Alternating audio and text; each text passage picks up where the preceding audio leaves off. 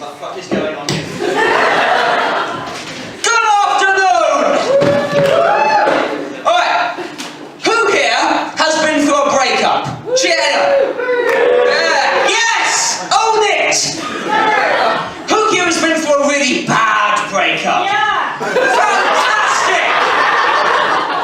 I have here eHarmony's list of the 9 things you're supposed to do after a breakup. Number 1, pretend you're fine. Number 2, pay eHarmony for the rest of this list. The soothing voice of eHarmony. Get over yourself, give us a credit card. But I didn't do any of that. Instead, when my girlfriend of 3 years broke up with me, by text, on Valentine's Day, yes, that is the appropriate reaction. Instead, I found a movie. This movie, Bicentennial Man. The story of a robot butler who falls in love with the youngest child of the family it's supposed to be looking after. And I poured my feelings into this film. This was my sad songs on the radio. This film, where our romantic lead is dickless Lego man Robin Williams. And because of where I was emotionally at the time, I started to genuinely believe that this was the greatest work of art mankind had ever produced. And nobody agreed with me. And since that time, I have wanted nothing more than to have a medium-sized group of people in a room, trapped at lunchtime, so I can tell them about Bicentennial Man. You have all made a terrible mistake. So we open with the opening credits, and we see that Bicentennial Man is based off not 1, but 2 books. Always a sign of quality. We're introduced to a family, and a box is delivered to their house, which contains dickless Lego man Robin Williams and an instruction manual which nobody ever reads. Perhaps they should have. Chapter 4, how to prevent the unit from lusting after your children. But the robot and the youngest daughter start to grow close. He starts calling her Little Miss. Yes, it is very creepy. But time passes on, and soon we are in the futuristic space year of 2015. And Little Miss is an adult human woman now, with adult human woman emotions, feelings, sexual feelings, for the dickless Lego man. Despite the fact she is getting married, and has made it incredibly clear to her fiancé she's only with him because she can't fuck the plastic man in the corner. Any of you who are in a relationship at the moment, imagine if your partner turned to you and said, I'm only with you because I can't fuck the lamp. But Little Miss gets married, and the robot is alone, like I was. You can see the connections I made. But this is the part of the set where I want to talk a bit about my ex-girlfriend. And I don't want to use her real name, because if Twitter can keep suggesting I follow her, you can certainly fucking find her. So in a moment, I'm going to ask one of you for a generic white girl name. And that might sound like an insult, but it's not. And I know that because the first time I ever asked an audience for this, they got it right. Don't ask someone I don't know, so hello. It's a much longer walk than I'm used to. What's your name? Can you give me a generic white girl name, please, Lauren? Helen. Helen, yes. Helen definitely sells baseball caps she makes herself on Etsy. So, Helen and I broke up, and I think after the end of a relationship, it's perfectly normal, super normal, just radically normal to try and work out what went wrong, because it's healthy to dwell. And I think one of the reasons we broke up is because I wasn't romantic enough in the way that she wanted me. She wanted me to be. She was romantic in the traditional sense, and by traditional, I do of course mean the 18th century. A time of love letters and slavery. The Thomas Jefferson method of seduction. I think I found some people's level. But because I grew up in the 21st century, I've never written a love letter. The closest thing I've ever written to a love letter is a business-to-business email. So I've written her a business-to-business email, which I'm going to read to you now. My dearest Helen, please find attached confirmation of my affection, initiated on the 29th of July and continuing to the present date.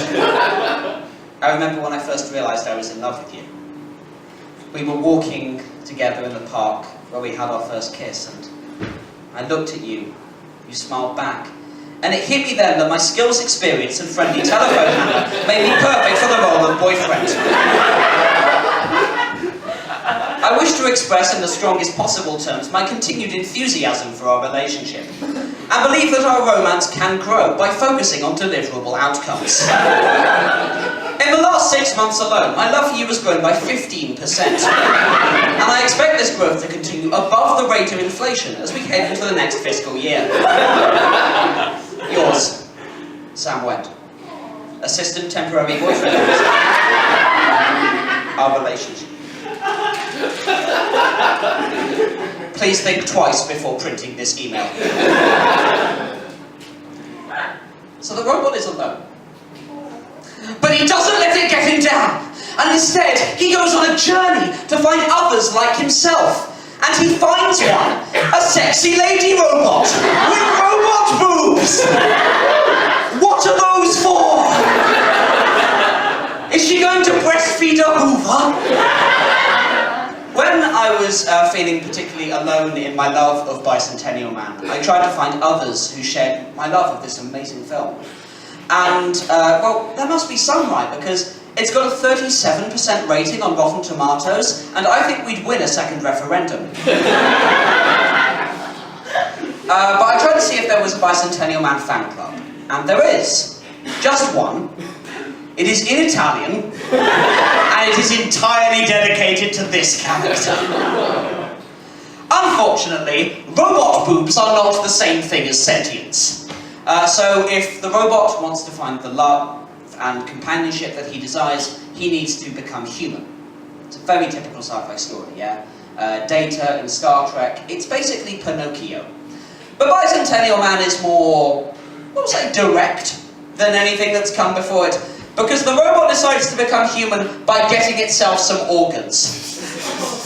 There's never been an adaptation of Pinocchio where a man walks into a dark alley at night and Pinocchio is there, bent over the bloody corpse of his latest victim, a spleen in his hand, stuffing it into his wooden chest and going, "I'm a real boy! I'm a real boy!"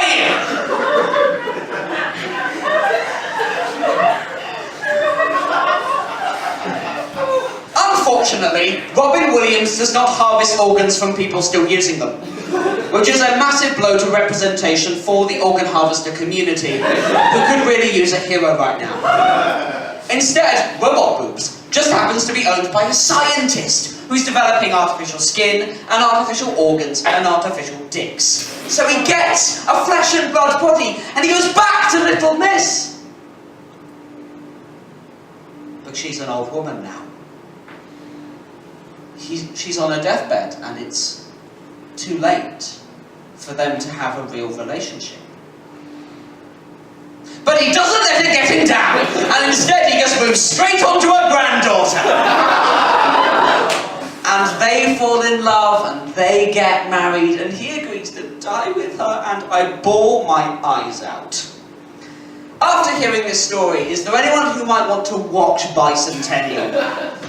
Who might want to give this underrated gem a try? Cheer anyone! Is there anyone who'd be willing to go a bit beyond the cheer? Because I have a DVD. And I think the other stand-ups can wait. But no, I have an email address, bicentennialfan@gmail.com. No one else wanted it, I'm amazed. Would anyone be willing to take this DVD home, watch it and email me their thoughts? There is an hour-long version of the show. I want to take it to Edinburgh and I want to include your thoughts as part of the show. Cheer anyone who wants this DVD. I saw your hand first, so congratulations.